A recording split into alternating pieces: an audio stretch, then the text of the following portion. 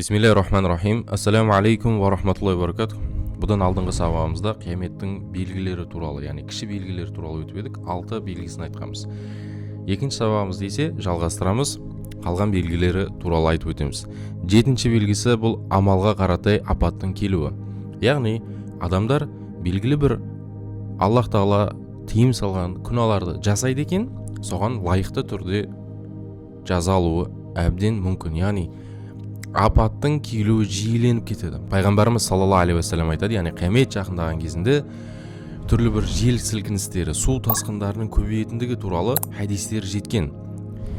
Бұл қандай жерде болады? Бұл Аллаға ашықтан ашық қарсы шығатын, Аллах Тағаланың парыздарын мойындамайтын сондай бір қауымдардың ішінде кеңінен тарайтындығы сөзсіз. Қазіргі уақытта да кейбір жерлердегі су апаты болып жатқан жерлерді қарайтын болсақ, таң қаларлығы географиялық жағынан ол жақтарды су басуы мүлдем мүмкін болмаған жерлерде бар.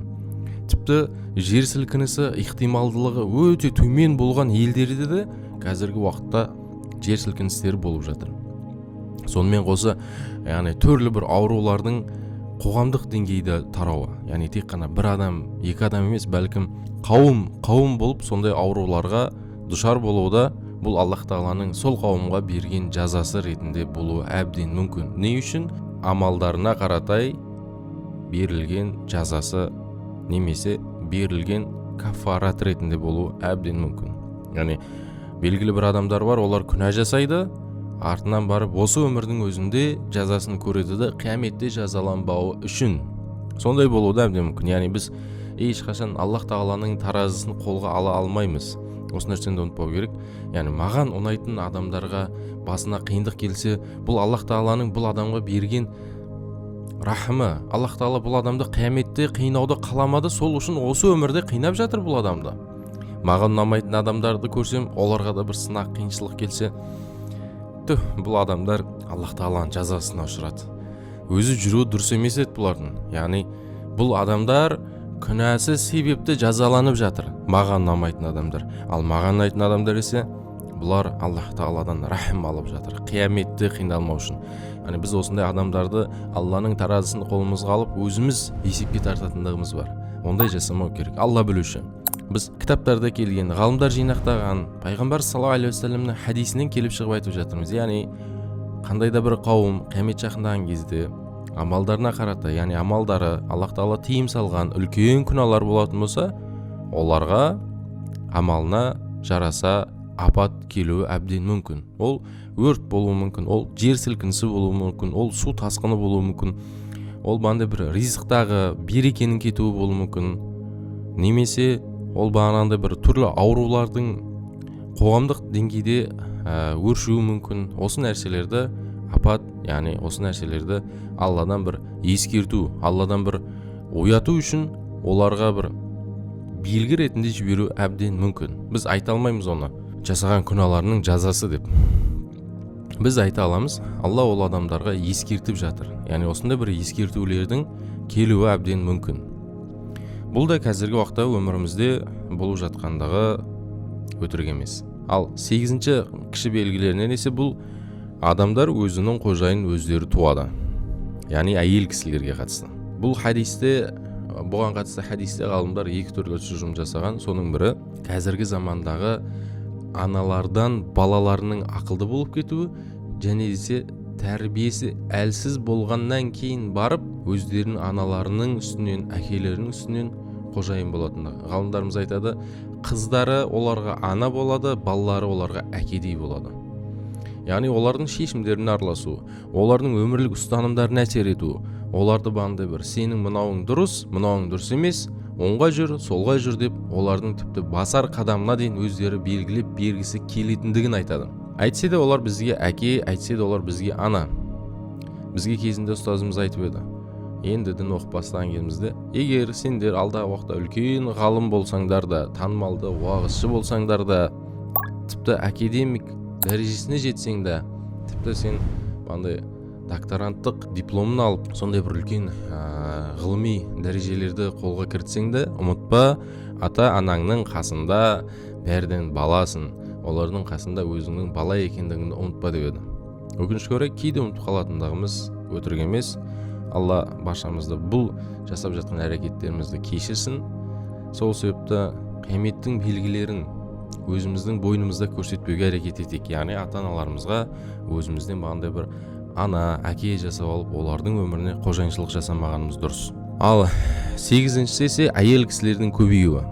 Бұл дегеніміз ойбай бір еркекке 10 әйелден тура келеді, бір әйелге 7 әйелден тура келеді деген мақсатта емес. Сондай бір дәуір келеді, 50 әйелге асыраушы бір еркек болады деген.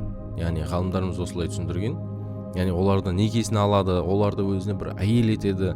Яғни біз осындай бір келген сипаттағы хадистерді, осындай бір еркекке 10 әйел тура келіп тұр деген нәрселердің барлығын бір некеменен, отбасылық өмірмен байланыстыру емес, бір еркекке 10 әйел тура келіп тұр деген бір мәтінді, осындай бір жазбаны оқып қалдық па? Демек, 10 әйелдің асыраушысы бір еркек болатындығы, 10 әйелге бір еркек жауапты болатындығын түсінуіміз қажет. Біз ол жерден бірден ол нәрсені бандай бір үлкен тақырыптарға ауыстырып, андай отбасы, неке мәселелеріне алып барудың ешқандай бір қажеттілігі жоқ. Бұл жерде де келген тезисте осы нәрсені ғалымдарымыз түсіндірген. Яғни 50 әйелдің асыраушысы бір еркек болатындығын, 50 әйелге бір еркек жауапты болатындығын айтып жатыр. Бұның ішіне біздің аналарымыз, әпкелеріміз, қарындастарымыз кіріп жатқандығын, туысқандарымыз кіріп жатқандығын да ұмытпау керек. Бұл көшедегі бөтен әйел некеге алуға болатын кісілер деп тігінен аударып алуға ешқандай хақымыз жоқ. Жалпы мағынада әдептік мақсатта осылай аударамыз, осылай түсінеміз бұл нәрсені. Одан кейінгі сесі пайғамбарымыз саллаллаху алейхи уассалам айтады, яғни қойшылар, яғни ауыл аймақтан, мындай бір қырдан, шөлден қой бағып жүрген кісілердің бір-бірімен ғимарат соғысуда жарысуы, яғни әр қайсы менікі биікірек болсын, менікі әдемірек болсын, менікі сапалырек болсын, менікі жақсырек болсын деген мақсатта бір-бірінен жарыса отырып осындай бір ғимараттардың соғуы да қияметтің кіші белгілерінен екен. Ал 11-ші белгісі ise бақсыларға сену. Бақсыларға сенгенде бір құдайдай сенуі. Бұл да қазіргі өмірімізде болып жатқандағы өтірік емес. Яғни бір бақсы сені осындай пәлен туысқаның, пәлен танысың сені сиқырлаған, сол сені жолыңды жапқан десе, біз ол адаммен өмір бойы араласпай кетуге дайынбыз. Ғалымдарымыз айтады, осы қиямет жақындаған кезде бақсыларға адамдар сенуі дейді, құдайға сенгендей сенеді. Яғни олар сенің бір бандай бір бойы ұзындау, шашы бұйралау, көзі бандай бір қоңыр түсті, туысқаның бар ма? Иә бар десе, сол сені жолыңда жапқан десе болды. Біз үшін бақсының сөзі сөз, басқаның сөзі жай ғана бір сөз болып қалатындығы. Яғни осындай бір қауым пайда болады, осындай бір қауым келеді дейді. Бұндай кісілерді қазірде өмірімізді көріп жатырмыз. Яғни шаруашылығынан 5 малы өліп қалса, 10 қойы жоғалып қалса да бақсыға барып қайда кетті? Анау не үшін өлді деп Алланың ажалымен, Алланың тағдырын адамдардан сұрайтындар да аз емес. Жәнесе оларға ең өкініштісі сенетіндер бар. Бұл Аллах Тағаланың тағдыры, Алладан келген сынақ десең, жоқ, бұл нәрсені менің туысқандарым мені көре алмаушылықпенен осындай менің жолымды бөгеттеп жатыр. Бақсы, балгерге сенуден Алла сақтасын, адам баласы сақтану қажет. Олардың сөзінің, 100 сөзінің бәлкім бір сөзі ғана ақиқат шығар, оның өзі беймәлім. Егер бақсы мен балгер адамның жолын аша алғанда, ол ең әуелі өзінің жолын ашатын еді. Біреудің тағдырын білу, олардың билігінде болғанда, оларда сондай білім болғанда, олар өз тағдырын біліп, өз тағдырын өзгертетін еді. Өз өмірінің дұрыс бағытын таба алмай жатқан адамдардан барып бірдеңке сұрау, бұл адамның ақылынан емес, бәлкім бұл адамның сауатсыздығынан болуы мүмкін. Иә, ол жерге барып жатқандар бір үмітпен барады. Ол жерге барып жатқандар бандай бір белгілі бір мақсатпен барады. Біз ол адамдарды жаман демейміз. Біз ол адамдардың әрекеттерінің қате екендігін ескертеміз. Иншалла келесі сабақта қалған 12-13 белгілері туралы да айтып өтетін боламыз. Ассаламу алейкум.